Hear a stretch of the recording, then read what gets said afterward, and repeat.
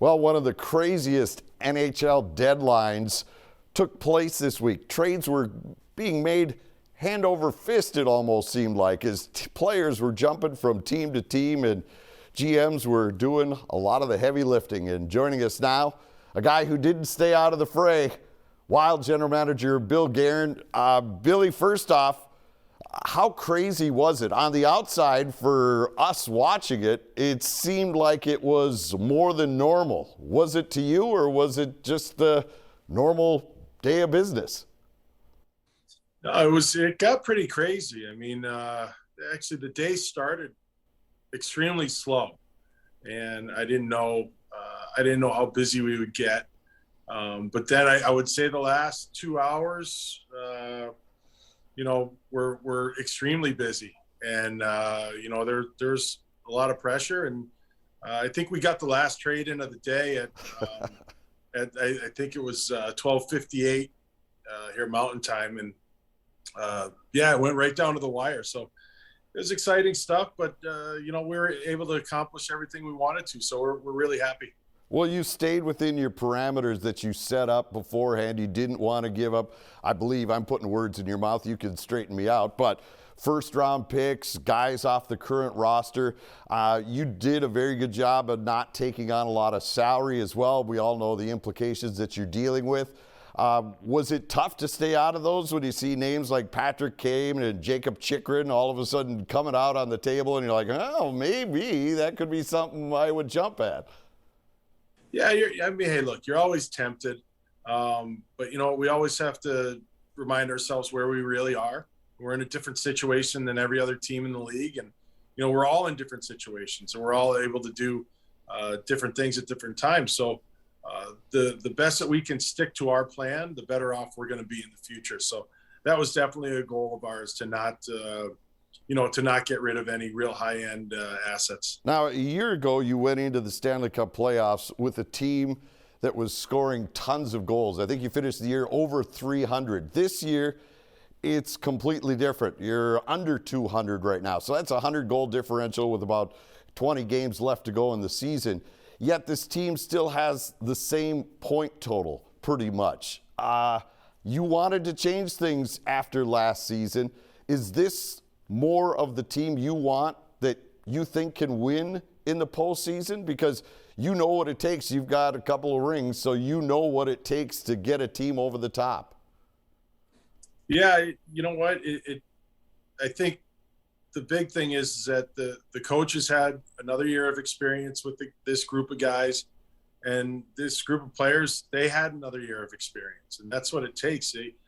They weren't happy with the way last year ended. The coaches implemented some new things systematically, and there's some new expectations and higher expectations. And, I think our team's playing really well situationally, and yeah, we're not scoring goals, by the bucket load like we did last year, but, our ability, I think, to play in tighter games is much better this year. Even the other night in Vancouver, it was a 2-1 game, and we didn't really give them anything.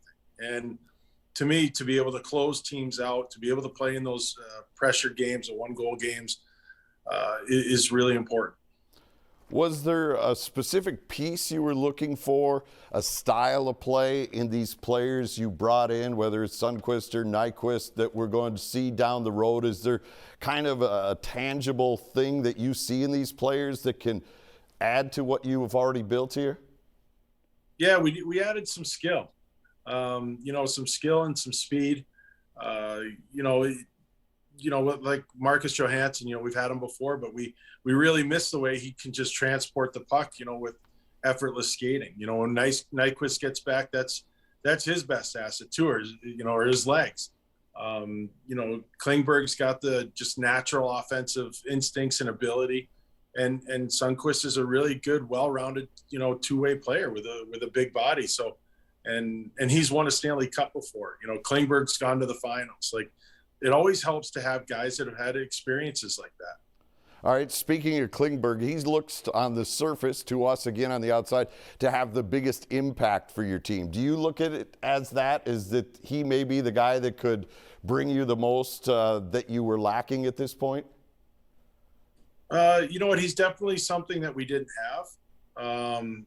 Like I said, the defenseman with just natural offensive instincts and the skill set to be able to create. You know, we've got some great D-men that we love throwing over the boards and putting them on the ice every time, but you gotta, you know, we wanted to get a guy that could really help generate some offense 5-on-5, and you know, he's the guy that has been doing that for a long time in this league now. Jordan Greenway, you had to move him to Buffalo. It just isn't clicking for him this year, and you've mentioned it in several interviews that, you know, sometimes a change of venue is the best thing for a guy. He's been here, he's tried, it just didn't connect, whichever, because a year ago, that was your identity, that line. But for whatever reason, with the injuries and guys missing time, it just hasn't clicked for him. And you get some cap space as well, which you need by moving Greenway. Yeah, we needed to shed some cap space for next year. You know, and I think Jordan could, you know, I think he really needed a change. You know, he had a tough summer with his injury, and then he got re-injured when he came back. And, you know, it's really tough to play catch up.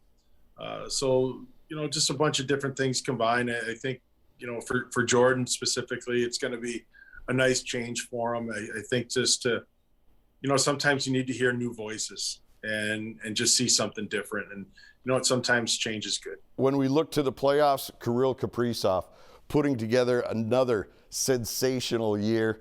I've watched this guy, and I've never seen a superstar battle as much as he does. You know, there's guys with skill, and then there's guys with grit, and he is both. How different do you think the playoffs will be for him going through it this time versus a year ago? Well, hey, look, everything gets tighter in the playoffs. You know, guys are more focused. They're more physical. They're, you know, competing at a higher level. So there's not as much room out there. And guys like Kirill are, you know, they're the main focus of the other team. And it doesn't get any easier. But, you know, what you said about him, you know, earlier in your comments was, you know, is what's great about him. He doesn't back away from that. He doesn't mind it. He'll play through traffic. He'll play in the tough spots. Like he's built for that stuff. So we just want to be able to qualify for the playoffs, and then, you know, then the guys will take it from there. All right. You know what kind of team it takes to win the Cup. Does this team that you're building now, do you feel you're closer to that mold to have success in the postseason with these additions that you've brought in here and adding Klingberg, putting some more offense from the blue line on the power play and in 5-on-5? Is this kind of a mold that you're trying to make here? Do you like the pieces you have here, or does it need to even take a more deeper step? No, I wouldn't have made the moves yesterday or this week if I didn't believe in this team. I mean, there's no reason that you know, we can't make the playoffs and then go on from there. It's something that this team has proven to me that they can not only play with the best in the league, we can beat the best in the league. So those are the expectations. And you know what? There's you know, bigger trades going on, you know, out east and this and that. Well, you have to play the games. You know, you can't just, you know, look at a team on paper and say, oh, they're going to win, they're going to do this, they're going to do that. You got to play the games, and there's a lot of luck involved. There's a lot of timing involved. You got to be healthy. But you know what? I like the way our team's playing right now. And like I said, our main focus right now is making the playoffs, and then we'll handle the rest later. Well, Bill, thank you very much for doing this. I really appreciate it because you've been slammed with so many different requests and all of that. We thank you for taking the time.